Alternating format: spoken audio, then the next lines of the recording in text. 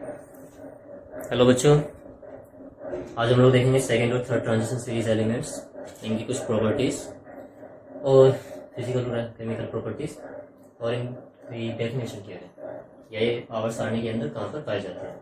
तो इससे पहले हमने फर्स्ट ट्रांजिशन सीरीज देखी थी, डी ब्लॉक के एलिमेंट्स का बेसिक इंट्रोडक्शन देखा था और फर्स्ट ट्रांजिशन सीरीज देखी थी।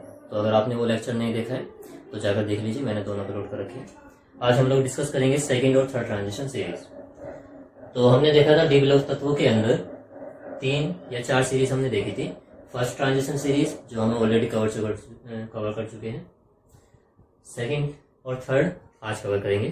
फोर्थ जो होती है वो इनकम्प्लीट होती है, तो जनरली पढ़ी नहीं जाती है।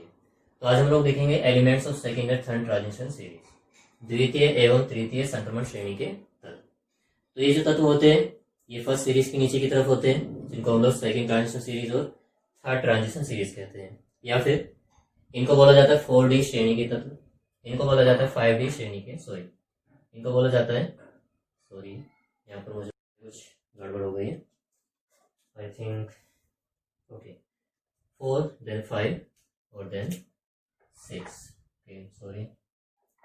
यहाँ पे 4 होगा, यहाँ पे 5 रहना है।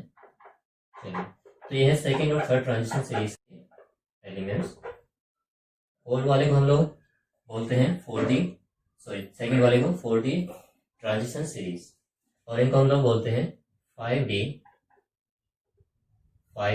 ट्रांजिशन सीरीज या 5D सीरीज।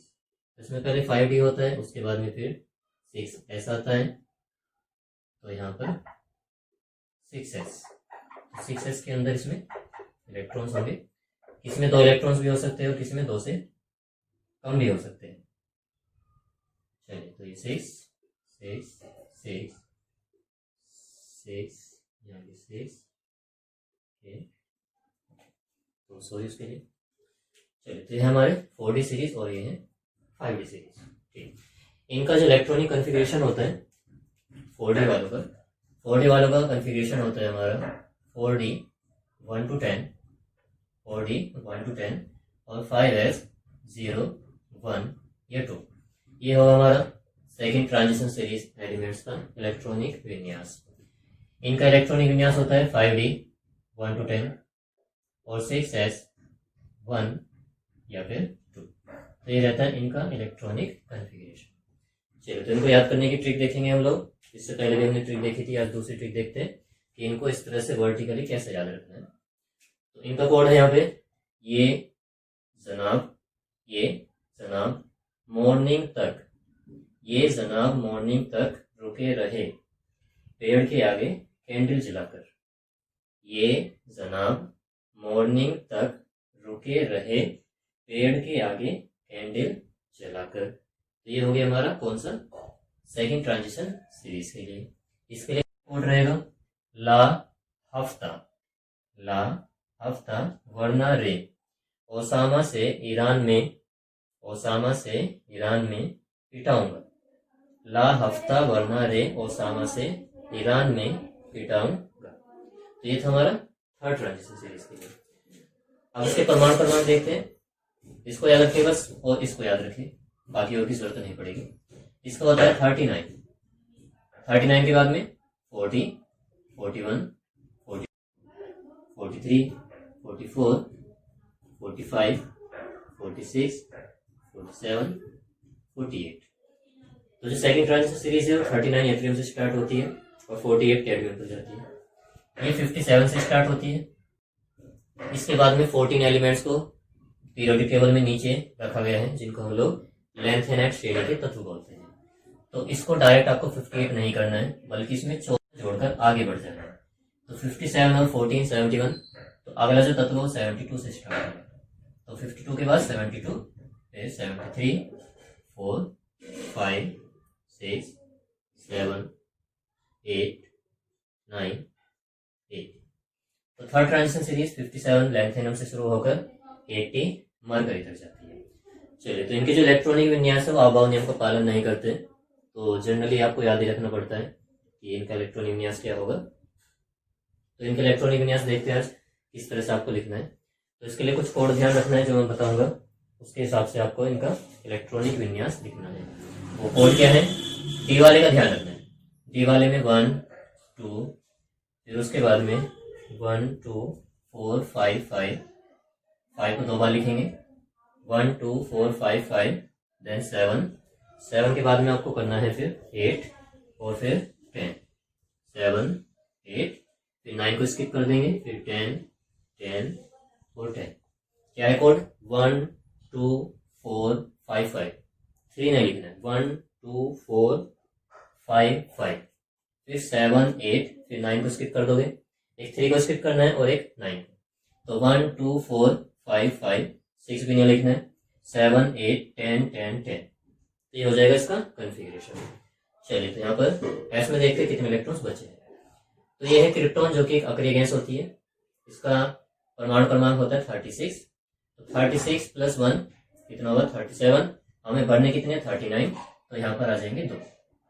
अगला देखते हैं, 36 प्लस 2 38, हमें 40 भरना है, तो बचे 2, वो यहाँ पे चले जाएंगे।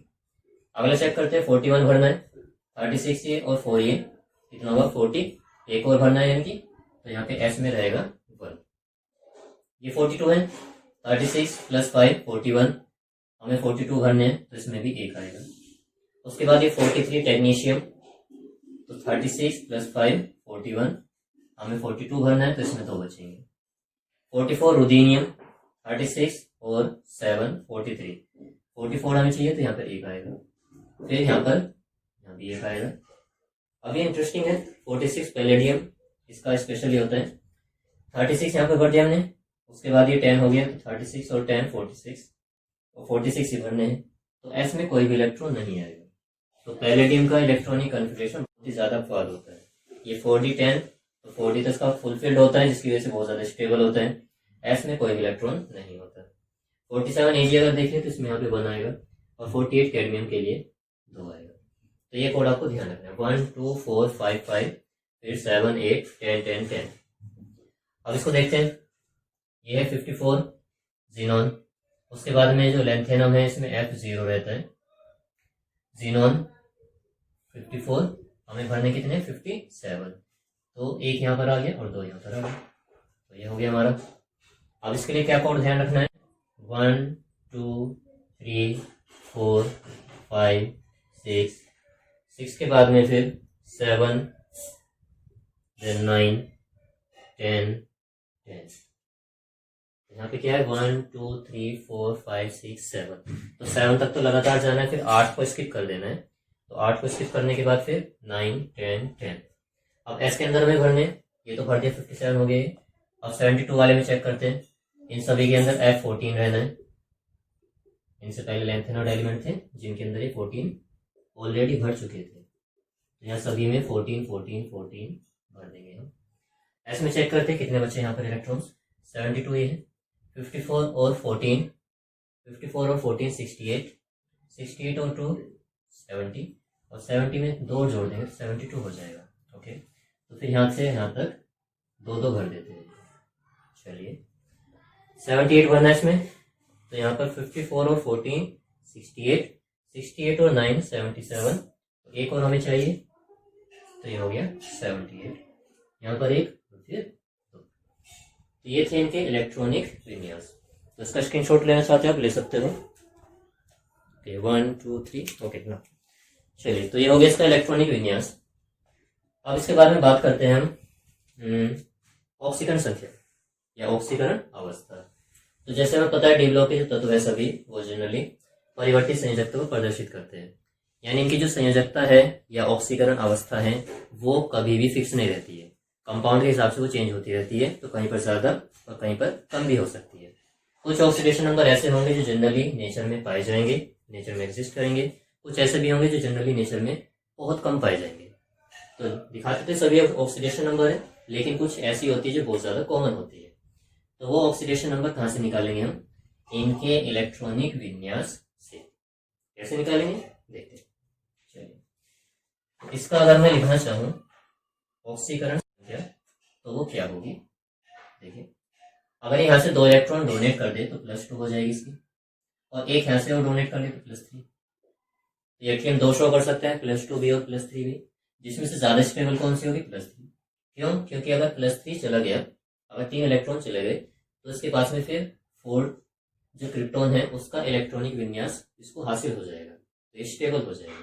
तो यट्रियम की स्थायी ऑक्सीकरण अवस्था या जनरली मिलने वाली ऑक्सीकरण अवस्था +3 होती है। इसके अलावा ये +2 में भी एग्जिस्ट करता है। जिरकोनियम अगर देखें तो जिरकोनियम +2 यहाँ से 2 अगर जाए और यहाँ से एक अगर चला जाए तो +3 +4 इसकी हो सकती है। ओके, +4 ज्यादा स्टेबल होगी। नियोबियम की बात करते हैं तो यहाँ से एस में सिर्फ एक ही है तो इसकी +1 हो सकती है। ये +2 शो कर सकता है, +3 शो कर सकता है, +4 शो कर सकता है, +5 भी शो कर सकता है। ओके, उसके बाद मोलिब्डेनम, तो मोलिब्डेनम में बाहर एक है तो +1 भी शो करेगा, ये +2 +3 +4 +5 और +6, तो मोलिब्डेनम 6 तक शो कर सकता है। फिर टेक्नीशियम की बात करते हैं तो टेक्नीशियम +2 से लेकर कहाँ तक शो कर सकता है, +7 तक। यहाँ से 2 इलेक्ट्रॉन निकालेंगे और फिर एक एक करके यहाँ से निकालते चलेंगे तब तक जब तक कि डी उपकोष पूरी तरह खाली ना हो जाए। फिर रुदीनियम आता है, तो रुदीनियम जो है अगर बाहर से एक निकाले तो +1 और अगर सारे निकाल दे यहाँ से 7 और यहाँ से 1 तो ये +8 तक शो कर सकता है। तो सेकेंड ट्रांजिशन सीरीज के अंदर वो तत्व जो सबसे ज्यादा ऑक्सीडेशन नंबर शो करता है वो होता है रुदीनियम। फिर इसी का बड़ा भाई होता है ओसीनियम जो कि थर्ड ट्रांजिशन सीरीज में आता है, ये भी 8 तक शो कर सकता है। फर्स्ट सीरीज में कौन सा था एलिमेंट जो सबसे ज्यादा शो कर रहा था ऑक्सीडेशन नंबर, मैंगनीज, +7 तक शो करता है। फिर उसके बाद में रोडियम जो है ये भी आपको शो कर सकता है, काफी सारे शो कर सकता है, लेकिन जो कॉमन है जैसे +1 या +2 या 3 या 4 तक ही शो कर सकता है। उसके बाद में पैलेडियम अगर देखें तो पैलेडियम बहुत ज्यादा स्थायी होता है, इसको शो करना अगर चाहे तो +2 +3 +4 +5 ये सब शो कर सकता है। सिल्वर अगर देखें तो सिल्वर जो होता है जनरली +1 में ज्यादा स्टेबल रहता है, तो ये +1 शो कर सकता है। 48 कैडमियम ये +2 शो करता है, तो सिर्फ इसकी एक ही ऑक्सीडेशन नंबर होगी। इसी तरह से हम इनका निकालेंगे। लेंथेनम अगर देखें तो लेंथेनम +2 भी शो कर सकता है, +3 भी, लेकिन जो ज्यादा स्थायी होगी वो होगी। क्यों? क्योंकि 3 इलेक्ट्रॉन निकालने पर इसका इलेक्ट्रॉनिक कॉन्फ़िगरेशन ज़ीनोन आखिरी गैस के बराबर हो जाएगा। उसके बाद में अगर ये देखें अगला वाला, ये +2 +3 +4 शो कर सकता है। फिर ये पेंटेलम, तो ये भी +2 से लेकर आपका +5 तक शो कर सकता है।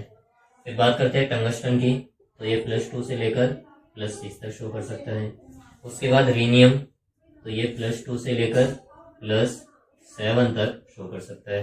ओसीमियम सबसे ज्यादा शो कर सकता है, ये +2 से लेकर +8 तक शो कर सकता है। ये है इसकी मैक्सिमम ऑक्सीडेशन नंबर, इससे ज्यादा इसकी श्रेणी में कोई तत्व की ऑक्सीजन संख्या नहीं होती। इरिडियम अगर चेक करें हम तो इरिडियम भी +2 +3 +4 +5 ये सब शो कर सकता है।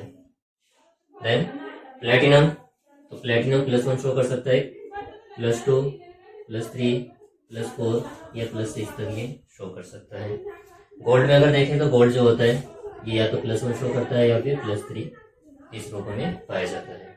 और Hg जो होता है ये सिर्फ 2 शो करता है, +1 और +2। तो ये थे इनकी ऑक्सीकरण संख्या। तो इसका स्क्रीनशॉट लेना चाहते हैं बच्चों, ले सकते हो।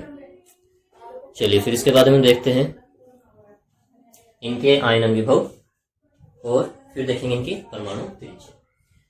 तो परमाणु त्रिज्या अगर आपको ध्यान हो, मैंने थोड़ा बहुत लेंथेनाइट संकुचन के बारे में बताया था कि जो लेंथेनाइट तत्व होते हैं हमारे, उनमें जो त्रिज्या होती है वो धीरे धीरे घटती जाती है जैसे जैसे परमाणु क्रमांक बढ़ता जाता है। उनकी त्रिज्या घटने से जो डी ब्लॉक के हमारे तत्व है सेकेंड और थर्ड ट्रांजिशन सीरीज वाले, उनकी त्रिज्या लगभग सेम हो जाती है लेंथेनाइट संकुचन के कारण। तो चलिए देखते हैं कि ये ऐसा क्यों हो रहा है और क्या क्या प्रभाव पड़ेगा अगर इनकी त्रिज्या घटती है या बढ़ती है या फिर लगभग सेम रहती है, तो इन पर क्या इफेक्ट पड़ने वाला है। चलिए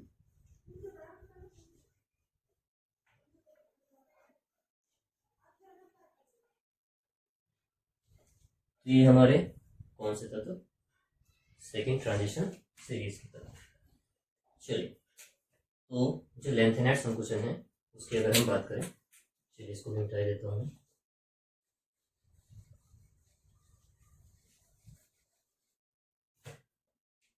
नेक्स्ट हम देख रहे हैं क्या, परमाणु व आयनिक त्रिज्या, परमाणु व आयनिक त्रिज्या। चलिए फटाफट इनके वो लिखते हैं क्या क्या कोड था इनका। कौन से थे सेकेंड ट्रांजिशन सीरीज वाले, सेकेंड ट्रांजिशन सीरीज कौन से ये जनाब मॉर्निंग तक रुके रहे, पेड़ के आगे कैंडल जलाकर। 1 2 3 4 5 6 7 8 9 10 ओके। उसके बाद में फिर थर्ड ट्रांजिशन सीरीज क्या कोड था इसका, ला हफ्ता वरना रे ओसामा से ईरान में पिटाऊंगा। ओके। इसके ऊपर फिर हमारे होते हैं फर्स्ट ट्रांजिशन सीरीज के एलिमेंट्स। ठीक, तो यहाँ पर हमें पता है कि ये कैसे होता है 39 होता है, 39 के बाद में यहाँ तक कितना होता है 48। इसमें अगर बात करें तो 57 होता है, ये 72 होता है और ये जाता है फिर 80 मार्कर। तो हमें पता है कि अगर हम किसी ग्रुप में ऊपर से नीचे चलते हैं तो कोशों की संख्या बढ़ती जाती है, जिसकी वजह से परमाणु त्रिज्या भी बढ़ती जाती है। तो ये देखा गया है कि एट्रियम की त्रिज्या लैंथेनम से कम होती है, कि लैंथेनम बड़ा है लेकिन एट्रियम छोटा है। ओके, लेकिन यही नियम यहाँ पर भी लागू होना चाहिए था कि ऊपर वाला का तो छोटा नीचे वाला बड़ा होना चाहिए था। लेकिन जब एक्सपेरिमेंटली देखा गया तो इन दोनों की जो त्रिज्या है वो लगभग सेम पाई गई। तो आखिर ऐसा क्यों होगा? ये होता है लैंथेनाइट संकुचन के कारण। लैंथेनाइट संकुचन के कारण। तो आज इसको पढ़ते हैं, ये आखिर है क्या, लैंथेनाइट संकुचन क्या होता है। हाँ तो बच्चों देखते हैं लैंथेनाइट संकुचन। तो लैंथेनाइट संकुचन क्या होता है पहले इसको डिस्कस करेंगे, उसके बाद में देखेंगे उसका इफेक्ट क्या क्या पड़ता है लैंथेनाइट संकुचन के ऊपर। तो ये देखा गया कि एट्रियम और लैंथेनम इन दोनों में से जो छोटा होता है वो डेफिनेटली ऊपर वाला होगा, क्योंकि वाले में जब नीचे चलते हैं तो त्रिज्या बढ़ती जाती है। तो डेफिनेटली थर्ड ट्रांजिशन सीरीज की त्रिज्या ज़्यादा होनी चाहिए और सेकंड वालों की कम होनी चाहिए। लेकिन ये देखा गया कि लैंथेनम के बाद में जो तत्व आ रहे हैं हाफनियम, टेंटेलम, टंगस्टन, इनकी त्रिज्या सेकंड ट्रांजिशन सीरीज के तत्वों की त्रिज्या के लगभग बराबर होती है। उसका कारण है लैंथेनाइट संकुचन। तो जैसे हमें पता है कि लैंथेनम के बाद में 14 तत्वों को नीचे रखा गया जिनको लैंथेनाइट तत्व बोलते हैं, तो 58 से 70 बनता है। तो वहां पर होता क्या उसको डिस्कस करते हैं। ये है नाभिक जिसके अंदर प्रोटॉन्स होते हैं। इसके बाहर की तरफ क्या होता है डी ब्लॉक तत्वों में, बाहर की तरफ होगा हमारा 6s, फिर उससे थोड़ा अंदर होता है 5d और फिर उससे अंदर की तरफ होता है 4f। तो 4f जो सबशेल है थोड़ा सा बड़ा होता है, कॉम्प्लिकेटेड स्ट्रक्चर होती है और इसके अंदर जो इलेक्ट्रॉन्स है वो डिस्ट्रीब्यूटेड होते हैं, डिफ्यूज होते हैं। डिफ्यूज का मतलब कि जो इलेक्ट्रॉन है वो एक जगह पर घने रूप से नहीं पाए जा रहे, अलग अलग पाए जा रहे हैं। जैसे यहाँ पे 6s के अंदर 2 इलेक्ट्रॉन्स है, चलिए 5d में मान लेते कि 1 है। यहाँ पर 58 की अगर बात करें तो 58 प्रोटॉन होंगे उसमें और साथ ही 58 इलेक्ट्रॉन्स भी होंगे। चलिए मान लीजिए f के अंदर 1 इलेक्ट्रॉन दिया हमने। अब क्या होगा, जैसे जैसे यहाँ पर प्रोटॉन्स बढ़ेंगे वैसे वैसे f के अंदर इलेक्ट्रॉन्स भी बढ़ते जाएंगे। फिलहाल 58 प्रोटॉन इस इलेक्ट्रॉन्स को जो बाहर की तरफ है इसको खींच रहे होंगे, आकर्षण बल लगा रहे होंगे, अट्रैक्ट कर रहे होंगे, जिसकी वजह से इसकी तरफ खींचना चाहेगा। अब अगर मैं प्रोटॉन की संख्या यहाँ पर बढ़ाता हूँ तो प्रोटॉन की संख्या बढ़ाने से यहाँ पर इलेक्ट्रॉन भी बढ़ेगा f के अंदर। अब क्योंकि जो 4f सबशेल है काफी बड़ा होता है तो उसमें जो इलेक्ट्रॉन्स है थोड़े से दूर दूर रहते हैं। तो जैसे यहाँ पे इलेक्ट्रॉन बढ़ा वैसे यहाँ पे प्रोटॉन हो जाएंगे, एक और बढ़ जाएगा। तो पहले से इलेक्ट्रॉन को 58 प्रोटॉन खींच रहे थे, आकर्षण बल कम था। अब इसको 59 प्रोटॉन्स खींच रहे हैं तो आकर्षण बल और ज्यादा हो गया। और आगे अगर हम जाएंगे, मान लीजिए यहाँ पर 2 इलेक्ट्रॉन और जोड़ दिए हमने और जोड़ने के बाद हमने इसको पहुंचा दिया मान लीजिए 65 ये हो गया। तो इसमें कुछ इलेक्ट्रॉन यहाँ पर भरे, कुछ यहाँ पर भरे, कुछ थोड़ा सा दूर हुए। तो पहले केस में 58 प्रोटॉन इन इलेक्ट्रॉन को खींच रहे थे। अब की बात क्या हो रहा है, जैसे जैसे प्रोटॉन बढ़ रहे हैं वैसे वैसे 4f में इलेक्ट्रॉन भी बढ़ रहे हैं, लेकिन ये 4f के इलेक्ट्रॉन काफी दूर दूर है। काफी दूर दूर होने की वजह से ये इस नाभिक को ठीक शील्ड नहीं कर पाएंगे, शील्ड या स्क्रीन करना, तो इसको ठीक से ढक नहीं पाएंगे, जिसकी वजह से इसका आकर्षण बल इन पर अच्छा खासा काम कर रहा होगा। तो जैसे जैसे प्रोटॉन बढ़ेंगे वैसे वैसे इलेक्ट्रॉन भी बढ़ेंगे, लेकिन 4f जो होते हैं वो पुअर शील्डिंग शो करते हैं, दुर्बल परिरक्षण प्रभाव, जिसकी वजह से प्रोटॉन की संख्या बढ़ने के साथ साथ त्रिज्या धीरे धीरे घटती जाती है। तो यही कारण होता है कि जब हम बाएं से दाएं चलते हैं लैंथेनाइड तत्वों में तो त्रिज्या धीरे धीरे घट जाती है और यहाँ तक आते आते इनकी त्रिज्या लगभग इनके बराबर हो जाती है। तो इसलिए अगर हम इन दो तत्वों को छोड़ दें तो बाकी ये जो तत्व है सेकेंड और थर्ड ट्रांजिशन सीरीज के, इनके परमाणु त्रिज्या लगभग बराबर होती है। तो लैंथेनाइड संकोचन में क्या हो रहा था कि जैसे जैसे हम प्रोटॉन्स बढ़ रहे थे वैसे वैसे 4f में इलेक्ट्रॉन्स भी बढ़ रहे थे। अब क्योंकि जो 4f इलेक्ट्रॉन है उतना अच्छा शील्ड नहीं कर पाते हैं न्यूक्लियस को, जिसकी वजह से यहाँ पर प्रोटॉन बढ़ने से बाहर वाले शेल पर जो इलेक्ट्रॉन्स है उन पर आकर्षण बल बढ़ता जाता है, जिसकी वजह से और मजबूती से नाभिक की तरफ खींच जाते हैं। तो ये जो बाहर वाला कोश है वो खिसक कर थोड़ा सा पास में आ जाता है, जिससे त्रिज्या घट सी जाती है। तो त्रिज्या इतनी ज्यादा घट जाती है कि यहाँ तक पहुंचते पहुंचते इनकी त्रिज्या लगभग सेकेंड ट्रांजिशन सीरीज के तत्वों की त्रिज्या के बराबर हो जाती है। तो इनकी त्रिज्या बराबर होने से प्रभाव ये पड़ता है कि जब इन तत्वों को अलग किया जाता है अर्थ के क्रस्ट में से, तो ये दोनों जो होते हैं जोड़ी के रूप में पाए जाते हैं, जिरकोनियम, हाफनियम, नियोबियम या टेंटेलम। वो क्यों? क्योंकि इनके जो साइज है वो लगभग समान होते हैं। तो एक ही साइज की चीजों को एक दूसरे से अलग करना थोड़ा मुश्किल होता है, तो इसलिए लैंथेनाइड तत्व जो होते हैं उनके पृथक्करण में थोड़ी प्रॉब्लम आती है। तो ये सभी तत्व जोड़ों के रूप में इसलिए पाए जाते हैं क्योंकि लैंथेनाइड संकुचन की वजह से इनके त्रिज्या या इनका साइज लगभग सेम होता है। ओके, चलिए, तो मेरे ख्याल में आपको लैंथेनाइड संकुचन समझ में आ गया होगा। क्या ध्यान रखना में कि लैंथेनाइड संकुचन के कारण जो त्रिज्या होती है इनको छोड़कर, यट्रियम और लैंथेनम को छोड़कर द्वितीय और तृतीय संक्रमण श्रेणी के जो भी तत्व है उनकी त्रिज्या लगभग समान होती है, समान होगी। ओके, फिर इसके बाद हम देखते हैं आयनन विभव या आयनाइजेशन एनर्जी या आयनाइजेशन पोटेंशियल। तो आयनन विभव जो होता है हमें पता है आयनाइजेशन एनर्जी जो होती है किस पर डिपेंड करती है? साइज पर, कि परमाणु का आकार जितना छोटा होगा उसमें जो इलेक्ट्रॉन है बाहरी कोश तक उसका उस पर जो इलेक्ट्रॉन पर आकर्षण बल लग रहा होगा नाभिक की वजह से वो उतना ज्यादा स्ट्रॉन्ग होगा। तो छोटे परमाणु जो होते हैं ज्यादा स्टेबल होते हैं, इसलिए उनसे इलेक्ट्रॉन निकालना थोड़ा मुश्किल होता है। तो आयनाइजेशन एनर्जी त्रिज्या के व्युत्क्रमानुपाती, साइज जितना बड़ा आयनाइजेशन एनर्जी उतनी छोटी, और साइज जितना कम आयनाइजेशन एनर्जी उतनी ही बड़ी होगी।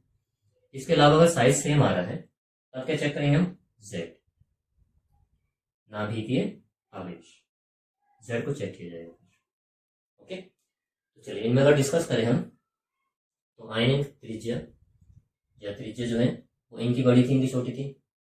तो अगर आयनाइजेशन पोटेंशियल चेक करें तो यट्रियम का ज्यादा होगा और लैंथेनम का कम होगा।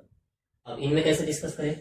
सेकेंड और थर्ड ट्रांजिशन सीरीज, इनके जो परमाणु त्रिज्या है वो तो लगभग सेम है। तो अगर त्रिज्या सेम है तब चेक करेंगे हम जेड को। तो अगर मैं ये वाला तत्व उठा लूँ, ये वाले, या कोई से भी उठा सकते हो, कोई दो तत्व अगर ले लूँ मैं, तो एजी और ए दोनों का साइज जो है वो सेम है। साइज सेम है लेकिन इसके अंदर 47 प्रोटॉन्स है, इसके अंदर 79 प्रोटॉन है। साइज सेम है लेकिन यहाँ पर 79 प्रोटॉन इलेक्ट्रॉन को खींच रहे होंगे, आकर्षण बल ज्यादा होगा, यहाँ पे आकर्षण बल कम होगा। तो इसलिए जो थर्ड ट्रांजिशन सीरीज है उनके तत्वों का आयनन विभव सेकंड और फर्स्ट दोनों के ही आयनन विभव से ज्यादा होता है। तो आयनन विभव का क्रम ये होता है, थर्ड का सबसे ज्यादा, उसके बाद फर्स्ट, और सबसे कम हो जाता है सेकंड ट्रांजिशन सीरीज के एलिमेंट्स। तो ये है इनके आयनन विभव का घटता हुआ क्रम, द्वितीय, फिर प्रथम वाली और फिर द्वितीय वाली, third transition series, first transition series और सेकंड ट्रांजिशन सीरीज। चलिए इसके बाद में देखते हैं धात्विक लक्षण। तो धात्विक लक्षण ही सभी के सभी धातु होते हैं, कठोर होते हैं, ठोस अवस्था में पाए जाते हैं और इनके गलनांक और क्वथनांक भी उच्च होते हैं। ये सभी धातु हैं, सभी इलेक्ट्रॉन्स त्याग कर एक या एक से ज्यादा इलेक्ट्रॉन त्यागेंगे और अपना स्टेप पूरा करने के लिए धनायन बनाएंगे, धनायन बनाएंगे। तो जितने ज्यादा इलेक्ट्रॉन निकालेंगे इनका ऑक्सीजन संख्या भी उतनी ज्यादा बढ़ती जाती है। तो डी ब्लॉक के सभी तत्व, एफ ब्लॉक के सभी तत्व, एस ब्लॉक के सभी तत्व, हाइड्रोजन को छोड़कर सभी धातु होते हैं कठोर धातु। ठोस धातु किसको छोड़कर? मरकरी, क्योंकि मरकरी रूम टेम्परेचर पर लिक्विड फॉर्म में पाया जाता है, हालांकि वो भी धातु है लेकिन ठोस अवस्था में नहीं है। चलिए इसके बाद देखते हैं परमाणु आयतन व घनत्व, वॉल्यूम एंड डेंसिटी। परमाणु घनत्व एवं आयतन। चलिए तो इसमें देखते हैं इनका रिलेशनशिप क्या होता है। तो जो बच्चों का परमाणु होता है वो गोलाकार होता है। गोलाकार के लिए अगर हम आयतन निकालना चाहें तो उसका फॉर्मूला होता है 4/3 पाई आर क्यूब। तो यहाँ पर हम देख रहे हैं कि जो v है आयतन वो त्रिज्या की 3 घात के समानुपाती है, रेडियस की 3rd पावर के डायरेक्टली प्रोपोर्शनल है। तो त्रिज्या जितनी ज्यादा होगी आयतन भी उतना ज्यादा होगा, त्रिज्या जितनी कम होगी आयतन भी उतना ही कम होगा। तो दोनों की त्रिज्या इनकी लगभग सेम है तो इनका आयतन भी सेम होगा। अब घनत्व की बात करते हैं। घनत्व, तो घनत्व का फॉर्मूला होता है द्रव्यमान बट्टे आयतन। अब जो आयतन है, आयतन तो इनका लगभग सेम है क्योंकि त्रिज्या सेम है तो आयतन त्रिज्या के समानुपाती है। लेकिन जो द्रव्यमान है अगर हम चेक करें तो इनका द्रव्यमान ज्यादा होगा क्योंकि इनके अंदर प्रोटॉन, इलेक्ट्रॉन और न्यूट्रॉन की संख्या सेकंड ट्रांजिशन सीरीज के तत्वों से ज्यादा है। तो इनका द्रव्यमान ज्यादा है, द्रव्यमान ज्यादा होने की वजह से घनत्व भी इनका कैसा होगा, ज्यादा होगा। तो तृतीय संक्रमण श्रेणी के तत्वों का घनत्व द्वितीय संक्रमण श्रेणी के तत्वों से अधिक होता है, लेकिन आयतन दोनों का लगभग सेम होता है। ओके, चलिए फिर उसके बाद में देखते हैं रंगीन आयन बनाना। रंगीन आयन बनाना, तो रंगीन आयन वो बनाता है जिसके पास में अयुग्मित डी इलेक्ट्रॉन पाए जाते हैं। तो जहां पर अयुग्मित डी इलेक्ट्रॉन पाए जाएंगे, अयुग्मित डी इलेक्ट्रॉन मिलेंगे, वो तत्व कैसा होगा, वो रंगीन होगा, कोई ना कोई कलर देगा डी संक्रमण के कारण।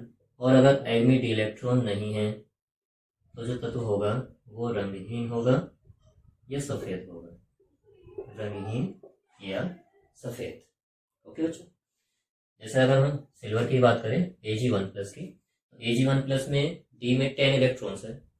10 इलेक्ट्रॉन होने की वजह से इसमें कोई भी डी संक्रमण नहीं होगा, संक्रमण नहीं होगा तो फिर कोई कलर भी नहीं देगा, इसलिए जो चांदी होती है वो सफेद रंग की होती है। चलिए तो रंगीन आयन देख लिया हमने, उसके बाद देखते हैं चुंबकीय लक्षण। चुंबकीय लक्षण, तो चुंबकीय लक्षण की बात करें तो ये फॉर्मूलास पर भी अप्लाई होगा, कॉन्सेप्ट इस पर भी अप्लाई होगा। अयुग्मित डी इलेक्ट्रॉन अगर है अनुचुंबकीय, अयुग्मित डी इलेक्ट्रॉन नहीं है तो प्रतिचुंबकीय। सिंपल है। चुंबकीय आघूर्ण अगर निकालना चाहते तो फॉर्मूला ये है, जैसे मैंने पहले ही बताया था, mu is equal to √n+2 Bohr magneton. ये होता है मैग्नेटिक मोमेंट का फॉर्मूला, मैग्नेटिक मोमेंट। तो जिसको नहीं पता कैसे निकालते हैं मैग्नेटिक मोमेंट, इससे पहले मैंने डिस्कस किया है, तो वहां पे आ जाकर आप देख सकते हो। तो ये हो गए बच्चों के चुंबकीय लक्षण। अब इसके बाद में बात करते हैं हम इसकी जटिल आयन का बनाना, जटिल आयन बनाना। तो ये दोनों ही जटिल आयन बनाते हैं, लेकिन इनमें से एक श्रेणी ऐसी है जो जटिल आयन ज्यादा बनाएगी और ज्यादा स्टेबल बनाएगी।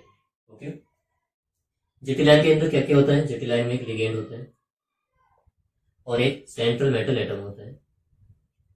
लिगेंड के पास में इलेक्ट्रॉन्स होते हैं, उन इलेक्ट्रॉन्स को ये डोनेट करता है, किसको, सेंट्रल मेटल एटम को। अब सेंट्रल मेटल एटम में क्या देखा जाता है, आवेश घनत्व, चार्ज डेंसिटी।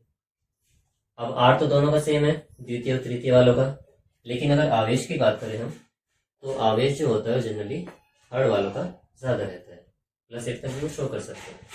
तो दोनों की प्रवृत्ति लगभग जटिल आयन बनाने की सेम सी होती है लगभग, लेकिन कुछ बुक्स के अंदर थर्ड ट्रांजिशन सीरीज वाले जो एलिमेंट है ये ज्यादा जटिल आयन बनाते हैं, ये देखा गया। ठीक, तो जटिल आयन देख लिया हमने। गलनांक क्वथनांक देख लिया कि गलनांक क्वथनांक जो है किसका ज्यादा रहना है, थर्ड वालों का। वो क्यों रहना है, क्योंकि इनके अंदर प्रोटॉन्स की संख्या ज्यादा है, तो आकर्षण बल ज्यादा लगेगा इलेक्ट्रॉन पर, तो वहां से इलेक्ट्रॉन निकालना मुश्किल होगा। सेम कॉन्सेप्ट आयन विभव भी दे सकते हैं कि आयन विभव थर्ड वालों का फर्स्ट से भी ज्यादा हो जाता है। क्यों, क्योंकि त्रिज्या लगभग सेम है, द्वितीय के बराबर, लेकिन प्रोटॉन्स की संख्या बहुत ज्यादा है। तो ज्यादा प्रोटॉन तो ज्यादा इलेक्ट्रॉन्स को मजबूती से खींचेंगे, जिसकी वजह से इनका आयन विभव बहुत ज्यादा बढ़ जाएगा।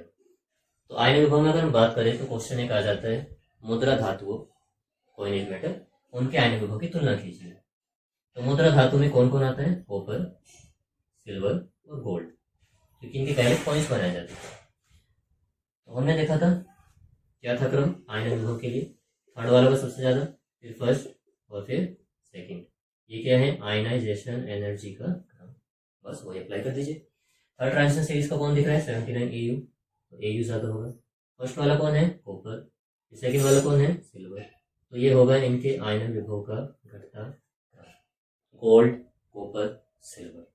ओके, तो ये था बच्चों सेकेंड और थर्ड ट्रांजिशन सीरीज एलिमेंट्स की लेक्चर, जिसमें हमने इलेक्ट्रॉनिक विन्यास देखे, अपवाद होते हैं जो कि ज़्यादातर, इसमें कुछ कोड बताए मैंने कि कैसे आपको इसको याद रखना है, इनकी बार बार लिख लिख कर प्रैक्टिस करनी है।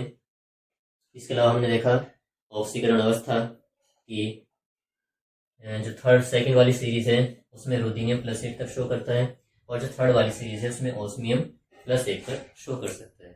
गलनांक और क्वथनांक की अगर बात करें तो जो टंगस्टन है उसका क्वथनांक, उसका गलनांक बहुत ज़्यादा होता है 3400 डिग्री सेल्सियस के आसपास। इसलिए इसका यूज टंगस्टन का जो फिलामेंट होता है जो बल्ब के अंदर लगाया जाता है उसमें किया जाता है। क्यों? ताकि ये ज़्यादा से ज़्यादा टेम्परेचर को सह सके और आसानी से ना गले, तो वहां पर इसका यूज करते हैं टंगस्टन का। ओके, चलिए, तो ये थे हमारे सेकंड और थर्ड ट्रांजिशन सीरीज के एलिमेंट्स।